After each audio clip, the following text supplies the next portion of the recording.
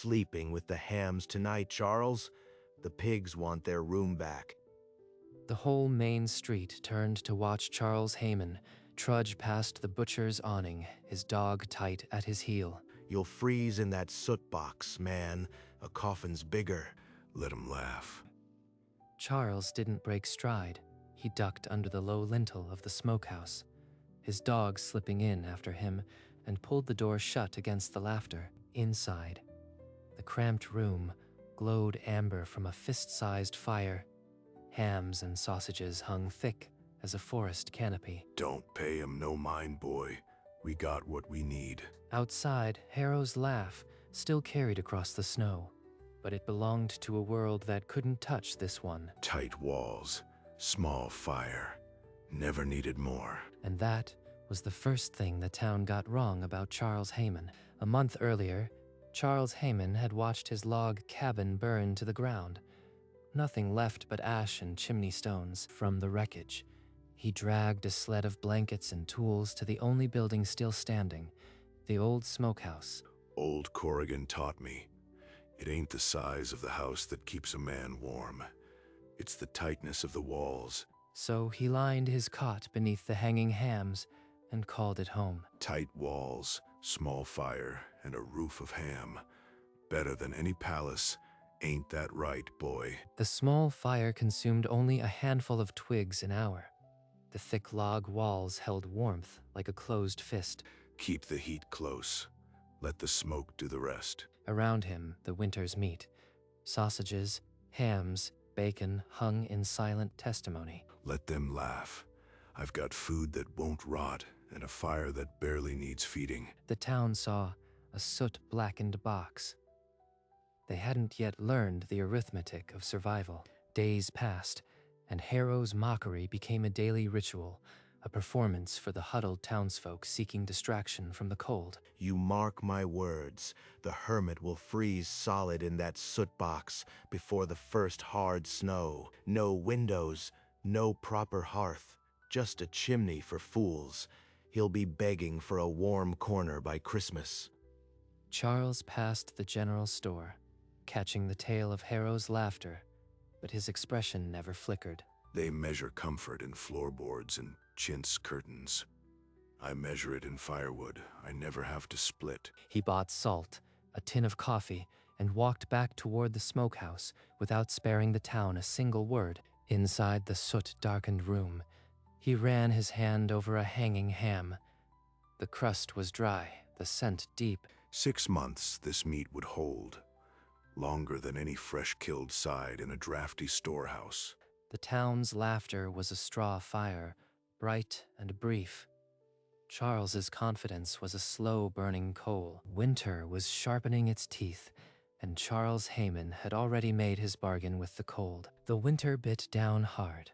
In the sprawling log houses, families burned through their woodpiles in days and still huddled in frost. Every morning, the windows wore a thick skin of ice on the inside. Children's breath smoked above their blankets like little chimneys. Harrow's butcher shop was no better. Dampness crept into the meat hooks. Gray mold began to trace the edges of the hanging cuts. That soot hermit? There won't be enough of him left to bury.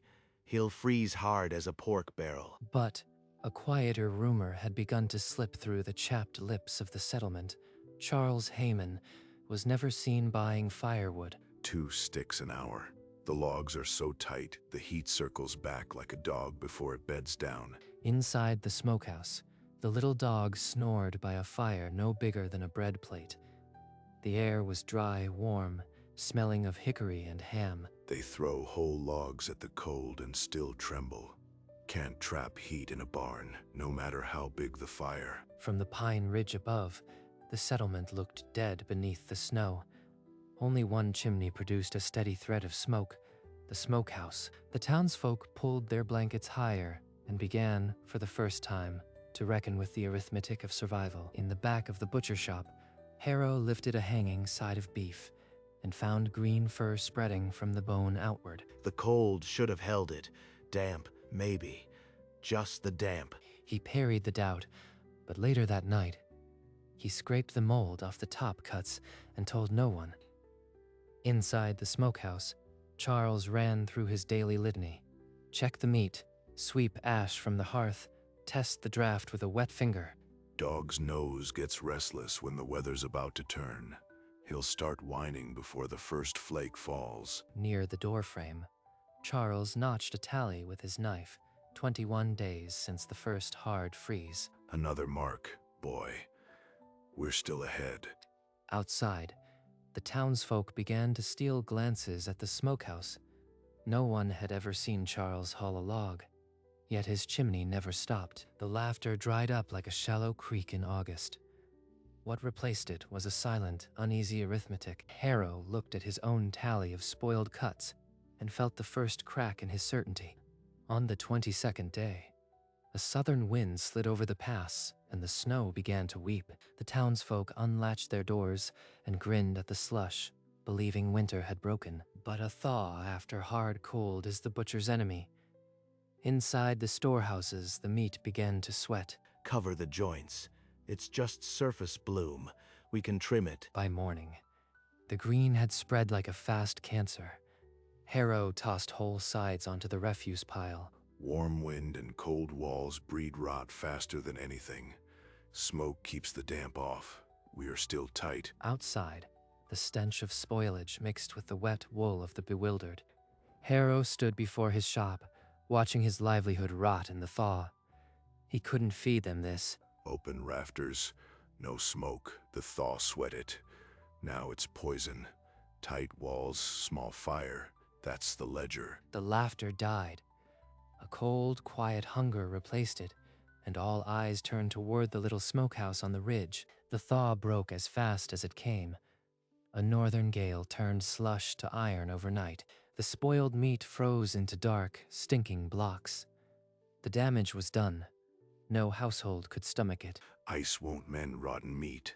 It just hides the poison until you thaw it. Inside the smokehouse, Charles pulled down a ham and sliced it open.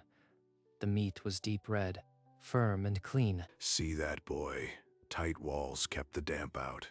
We'll eat while they starve for want of a proper roof. Outside, the wailing had started. Mothers with hollow larders, children chewing leather. The dog lifted his head and whined low, as if he understood the arithmetic better than the town. I could feed a few, but the first knock opens the gate, and the gate won't close again. He fed a stick into the fist-sized fire instead, and the smoke curled through the hams like a reminder. The settlement had food once. Now they had only a cold arithmetic they'd refused to learn. In a small cabin at the edge of town, Edith Crane opened her larder and found nothing but frosted shelves, and one piece of meat turned green. The thaw spoiled it all. We haven't eaten in 2 days. Through the warped glass of her window, she watched the smokehouse chimney thread, its steady signal into the gray sky. He's warm. He has food. And we laughed when he moved into that box. Her child's hand, small as a bird's claw, clutched her skirt. The girl had stopped crying that morning. Pride is a poor blanket. It won't keep her warm. But the memory of Harrow's performance and her own silence burned in her chest like a swallowed coal. One more day, my love.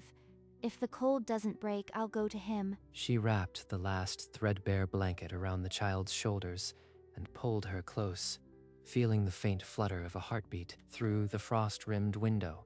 She kept her eyes on the smokehouse, counting the hours until hunger would drown her pride. That soot hermit cursed the meat. He brought the thaw out of spite. I swear it. A few forlorn heads nodded in the crowd, but most were too hollow with hunger to muster more than a vacant stare. A child repeated the accusation to Charles as he walked past the livery, his dog tight at his heel. Spite. I ain't got enough kindling to waste on spite. He ducked into the smokehouse without a word, his dog slipping in behind him. Let 'em talk. Their words won't keep their children fed. He stroked the dog's ears until the old beast sighed and settled against his leg. Outside, Harrow's poison spread through the street like condensation on a cold window, gathering wherever fear already lived. Hunger will dismantle a lie faster than truth. Give it a day. He notched another day on the doorframe, the knife steady in his calloused hand. At dusk, a ragged line formed in the snow outside the smokehouse, hollow faces clutching empty pots. They hadn't come to laugh. They'd come to find out whether the rumored warmth and meat were real. Inside, Charles heard the shuffle of boots and the low murmur of hungry people. Easy, boy. They're just scared is all. If I open that door, I'll have to feed the whole town. If I don't, I'll listen to 'em freeze. He looked at the little fire, small enough to hold in two hands, and knew it could not warm a crowd. The dog whined again, pressing his nose against the door. Even the animal was divided.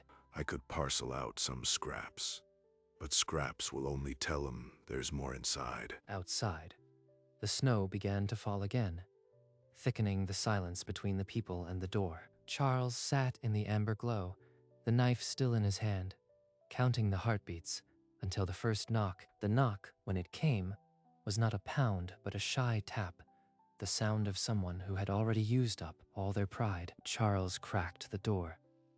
The amber light spilled over Edith Crane, her child clutched against her, the snow making a quiet halo. Please, for her. She's all I have left. The gate opens with one knock, but what choice do I have? Inside, the heat hit her like a physical blow. She gasped, and then she saw the hams hanging thick as a forest. You have food. So much food. Sit down. Warm the girl. Edith sank onto a stool, and the tears came, great, silent sobs that shook the child in her arms. The dog nosed her hand, and for a moment, the smokehouse held nothing but the sound of weeping and the tiny fire's crackle. Outside, the crowd heard the latch close. The dam had cracked, and they all felt the first trickle of possibility. By morning, word had spread faster than frost on a pane. A few souls stole back to the smokehouse, not with demands, but with offerings. An old trapper held out a bone-handled knife. For a week's meat, he croaked. Charles took the knife, sliced 3 thick ham slabs. Bring firewood next time. A weaver gave a wool blanket, a blacksmith, a hatchet. Edith helped tally the swaps. Inside, the cramped space grew warm with bodies. People pressed shoulder to shoulder, marveling at how little wood the tiny hearth consumed. They're learning. Tight walls, shared heat, same arithmetic. Now they're inside the equation. He notched the doorframe for each trade, the knife steady. By dusk, 7 new marks had joined the old tally. Outside, snow fell. Inside, murmured, talk replaced the weeping. The dog wagged his tail, licked a child's hand. The smokehouse became a market of necessity. But across town, Harrow watched the thin thread of smoke and felt his isolation harden into something colder than the freeze. The next morning, the line outside grew longer, but so did the grumbling. The cramped smokehouse couldn't hold everyone. 6 at a time, no more. Bring wood, not excuses. Waste my fire and you'll trade outside in the cold. Edith helped enforce the rule, her child now napping in a corner wrapped in the weaver's blanket. A few muttered about the tight squeeze, but the warmth was too rare a coin to refuse. Down in the town, Harrow laid out his last smoked sausages, gray-tinged rank, but no one stopped. I cut the mold. I've been a butcher 30 years. This meat won't hurt you. A child looked at the green-rimmed sausage and ran toward the smokehouse without a word. He swept the shop alone, the broom scraping over floorboards that no longer held a single paying customer. Pride's a cold blanket. Harrow will learn the arithmetic or he'll freeze inside his own empty store. The butcher's shop stood dark, its sign creaking in a bitter wind that carried the distant murmur of the smokehouse. That night, the real cold arrived, a glass-sharp stillness that froze spit before it hit the ground. Inside the smokehouse, 6 people huddled shoulder to shoulder. The dog lay across 3 sets of boots. Charles fed 2 twigs into the hearth. The little fire shrank, then bloomed, and the room stayed warm. Outside, the big log houses turned brittle with cold. Families burned whole armloads, and still shivered. Small space, thick walls, no drafts. You don't need a palace. You just need to stop the wind from moving. A woman pressed her palm against the soot-blackened log and pulled it back warm. Her eyes widened. The arithmetic finally sank in. The town had been measuring comfort in square feet, not in tight seams. They're getting it. Took a freeze to teach 'em what the smoke knew all along. Across the settlement, water jugs cracked, ink froze in the bottles, and children woke to frost on their cheeks. But in the smokehouse, the dogs snored, and the amber glow held the cold at bay like a promise. In the frozen butcher shop, Harrow's legs gave out. He fell face first into the drifted snow just outside his door. No one came. The street was empty. The only sound was the wind scraping the loose sign. It was the dog who found him, nosing through the dark, whining, then barking until Charles followed. Charles turned the body over. Harrow's face was gray, his breath a shallow rasp. With the help of two others, they dragged the butcher through the snow toward the amber glow of the smokehouse. Inside, they laid him near the fire and wrapped him in the weaver's blanket. Edith held a cup of water, but he could not take it. Guess the ham hermit wins. No one laughed. The fire crackled. The dog lay beside Harrow, sharing its warmth. Will he live? Outside, the wind screamed, but inside, the silence was heavy with a different arithmetic, the weight of a life saved by the very box they'd scorned. Harrow's eyelids fluttered open. The amber glow of the fire blinded him for a moment. Then he saw the dog's warm muzzle, the hanging hams, and Charles beside the hearth. He tried to push himself up, but his arms trembled and gave. The faces around him, Edith holding a cup, the old trapper, the weaver, were the same ones he had humiliated. You pulled me in? Dog found you. Figured I owed the pigs a laugh. Harrow's face crumpled. He looked at the fire, then at Charles, and the words came out like a confession. You were right. I was a fool.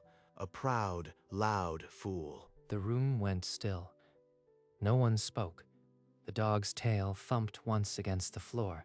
Charles held his gaze for a long moment, then nodded once. That was enough. Edith passed Harrow a cup of water. This time, he could take it. The ice inside him had begun to thaw. A single word had been traded, not for meat, but for something heavier, and the smokehouse accepted it. Over the next days, the smokehouse became something the town had never seen, a cramped fellowship where former mockers shared broth and swapped stories. Harrow, still weak, sat propped against the wall, marking the tally with trembling hands. 31 notches, he said, voice barely above a whisper. I called you a hermit. Turns out you were just the first to figure out winter. Smoke isn't just for flavor. It's a seal against damp. Keep the fire small, keep the smoke moving, and meat lasts longer than a grudge. Edith's child sat on the floor, feeding scraps to the dog, who had become the unofficial guardian of the narrow door. Charles stepped outside at dusk and sniffed the wind. The east had a bitter edge. There's a freeze coming, he said, worse than before. Will this little box hold? It has to. This is the arithmetic's final sum. That night, the sky turned to iron. The air grew so still it felt like the whole mountain was holding its breath. Inside, they pulled together, 9 souls now, their breath a shared warmth. The fire was the size of a dinner plate. The temperature plummeted past anything the settlement had ever recorded. Ink froze in the bottles. Water jugs burst where they stood. Every other building in the valley turned monolithic, dark, silent, rhymed with hoarfrost. The town's sprawling cabins had become frozen tombs. Inside the smokehouse, the 9 huddled souls barely noticed the maelstrom. The log walls were warm to the touch, the air still and breathable. 2 sticks more. That's all we've needed all night. The arithmetic held. From the ridge, the valley lay in absolute darkness. Then a single dot of amber, no bigger than a needle's eye, pulsed through the storm. It was the only warm room for miles. The building they had mocked was now the only place in the valley where life could survive the night. Inside, Edith's child slept with her head on the dog's flank. Harrow tended the tally. No one spoke of the wind. Tight walls, small fire. The town's arithmetic was always wrong. But tonight, they're inside the right equation. They had mocked him for living in a chimney with the hams. But that chimney was the only heart still beating. The smokehouse glowed on through the long dark, a single ember of defiance in a world made of ice. Dawn broke sharp as glass. The storm had passed, leaving the valley brilliant and silent as a tomb. One by one, they pushed open the low door and stepped into the bright cold. 9 faces turned back toward the soot-blackened box. I called this a coffin. I was wrong. It's a cradle. Charles, my girl made you this. It was a child's scrawl, a square with a wisp of smoke, a stick-figure man, and a dog. Charles held it like it was a deed. The crowd that had once laughed now stood in the trampled snow, their scorn replaced by something fragile and new. Tight walls, small fire. Never needed more. The words went through them like a closing latch. The arithmetic was complete. They would not forget. The red arrow on the soot-blackened log had become a mark of something deeper than a smokehouse. Charles stood in the doorway, the dog at his heel, ready for whatever the mountains sent next. 2 days later, Charles knelt in the slush with a pot of red ochre. He retraced the arrow on the soot-blackened log, stroke by stroke. So nobody forgets that a little box can beat a big house. The fresh arrow blazed against the dark wood. Children pointed. Travelers asked. Even the trading post keeper began directing strangers with, "Just look for the red arrow." The town started to rebuild. Leaner cabins, tighter seams. But Charles stayed. He cut a small window into the north wall, letting in light without losing heat. Through the new pane, the red arrow was still visible, a sentinel of sorts. When the hard crust of winter began to soften, the arrow remained. They had mocked him for living in a chimney. Now the chimney had a landmark. Charles sat by his tiny fire, the dog at his feet, as the first thaw dripped from the eaves. Spring broke fully. Snow slumped into the creek, and pale grass pushed through the mud. The town hummed with the sound of saws and hammers. Charles walked through with his dog, and people waved. He stopped to advise a young man on his smokehouse design: tight seams, small firebox, 2 vents. He watched a new cabin rise nearby, tightly built, no bigger than it had to be. But he didn't move. The dog bounded through the wet grass, chasing nothing but the joy of soft ground. Charles sat on a stump outside, whittling. The smell of wood smoke and wet earth mingled. The red arrow on the smokehouse glowed in the sun, a quiet reminder of the arithmetic that had saved them. Tight walls, small fire. Works every winter. But spring ain't so bad either. In the valley, green spread like a quiet flame, and the smokehouse, small and soot-blackened, remained. The red arrow pointed the way, not just to warmth and meat, but to a truth the winter had taught them all. The valley healed. Green pushed through the snow, and the creek ran clear again, carrying the last of winter away. Charles sat on his stump. The dog sprawled in the sun and watched the world mend itself around him, piece by piece. Inside the smokehouse, the little fire still crackled. The hams still hung. The arithmetic still held true. They had laughed, but the laughter died before the smoke did. The red arrow, freshly painted, blazed on the soot-blackened log, a bright warning against the dark. Children pointed. Travelers asked, and the story spread like a slow-burning coal across the valley. They had mocked him for living in a chimney with the hams, but when the real winter came, it was the only warm room for miles. Everyone remembered what a tight box could hold, and they never forgot. The arrow pointed the way, a quiet sentinel against the cold.